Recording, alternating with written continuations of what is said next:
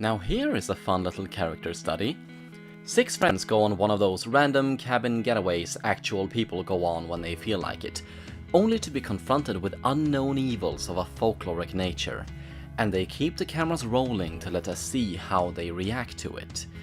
There's no real story to the film, and the plot isn't more profound than the characters trying to survive, but that's not really what matters with the film.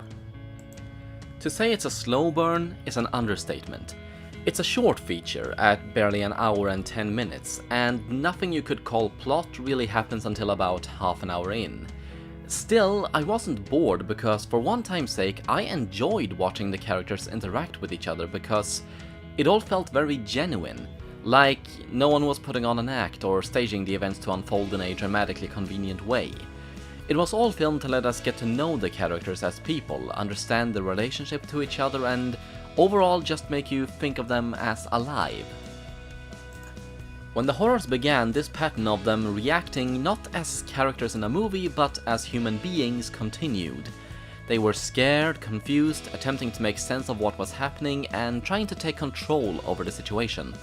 Some say they should try and leave the house, some say they should hold the fort until morning, some say they should kill them all. One of the characters even attempts to talk with the creatures after someone else brought up the possibility the group disrespected them by sort of shooting one of them dead.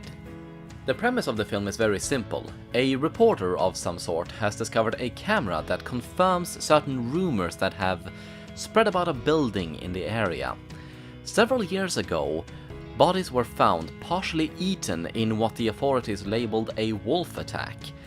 That's peculiar enough when there are no wolves in the area, but the lid that was kept on the investigation piqued people's imagination and left them asking questions for years until finally this reporter uncovered the footage and found out what happened the night that building became known as the Wolf House. What the footage showed was 6 friends on vacation in a cabin until one of them shoots what appears to be a Sasquatch. They bring it back to show the world, only when they leave it in the basement, they come back to find it gone. And at night, the house is besieged by a menagerie of nightmares they could hitherto barely imagine. Between the convincingly natural characters and the simple but straightforward setup, this could have made the movie a spiritual successor to Dog Soldiers, if not for the slight issue that is the creature effects. I know Dog Soldiers didn't have the most convincing werewolves in cinema, but I have seen fursuits more believable than the shag carpet patchworks this film calls. Actually, the film doesn't call them anything, because it's not really werewolves that attack the cabin. Like I said, it's a menagerie of forest horrors. There's skinwalkers, cannibal tribes, wraiths. I think even the rake makes an appearance at one point. Directors Ken Constantino and Matt Lord threw everything and the kitchen sink at the thing, which makes it a bit confusing, but I have to admit more interesting than just a werewolf film. But every single attempt looks awful, making the siege moment of the film unintentionally hilarious. That wouldn't have had to be the case, except they insist on keeping the camera on the creatures for long periods of time.